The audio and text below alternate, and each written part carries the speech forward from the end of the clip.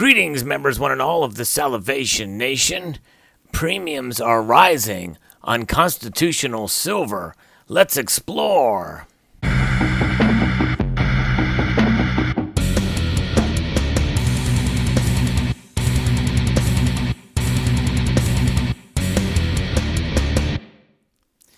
As we have seen with silver bullion products, the premiums have been going way up over the last month or a little bit thereafter, especially in the wake of the COVID-19 situation and supply chains being cut off. But it really hasn't had that much of an effect, at least on constitutional silver, or what we often refer to as 90%. Some people call it junk silver. I don't really like that term because there's nothing junk about silver coins in my view. But nonetheless, they have seen some premiums go up in the constitutional silver as well. But it's only been slightly. In other words, we've seen them kind of stay right around the prices that they were normalized before, with some premiums to them, maybe more than usual, but still, you can find some pretty decent deals out there. Nowadays, it's becoming less and less likely because people are turning to this form of accumulation, stacking these particular types of coins that are highly recognizable as they were once used as currency here in the United States.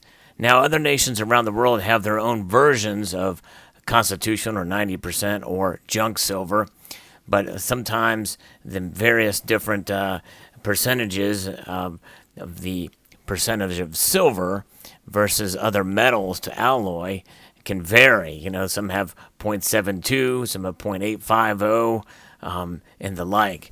And sometimes it's hard to keep track of, which is why a lot of those coins still go for a very small premium over spot. Whereas the 90% silver, it's clear. It's very simple. All of these coins that you see before you, the dimes, quarters, and half dollars, well, they all have 90% silver and allotted weights from which to be able to calculate for each of these coins. Now, as is the case many times, when you go to buy constitutional silver, you are paying a percentage, not really based off a percentage, but they price it based off the dollar times face. So in other words, $10 times, $10 for a dollar's worth of coins. So $2.50, 4 quarters, or 10 dimes, you would pay the same amount for. And that's one way to get fractional silver and not pay that extra premium that you would do when you pay for bullion coins of fractional weights that have really high premiums tied to them. But nowadays we're seeing premiums all over the place for all sizes of bullion products, but constitutional silver has maintained, at least until recently. I've noticed a trend and have seen it around that the premiums have gone up on constitutional silver. That we could, not that long ago, you could get 12 times face, 11 times face. Now we're starting to see it go up even more to $14 to $18 per $1 in change of the constitutional silver that you see before you. Now you will notice here that I don't have in this particular scene of coins that you see before you, I don't have one of these in the video. You will not see a silver dollar in this video. Why? Actually, I take that back. You're looking at one right now. That's right. There is a silver dollar. It's a Morgan silver dollar. Typically, as most people know that accumulate and stack constitutional silver, the dollars tend to have a higher premium to them. They vary because of just the nature of what they are. They have a little bit of a numismatic value tied to them. But one could argue that a piece like this is probably not going to have that much numismatic value. But you'd be surprised. Really the best way to be able to get those silver dollars for the same amount per face is to get them very heavily worn down and slicks and the like. But nonetheless, typically we don't count silver dollars in terms of valuing for constitutional silver. The silver dollar has just over 3/4 of an ounce of silver in it, and you can pretty much weigh out the differences between all these various coins here to get their measure of silver in them. But nonetheless, there are times when you can find these coins for fairly close to spot. It just depends on how worn they are and the fairness of the person or entity selling them. But those days, I think, are behind us, and the demand for constitutional silver has picked up, although it's somewhat trailed, I think, bullion products. People are starting to turn to the better deals out there, and now it's starting to affect this market. And so we're seeing, if you go to online dealers, some of the best prices you can find right now that I've seen for constitutional silver is about $14 times face.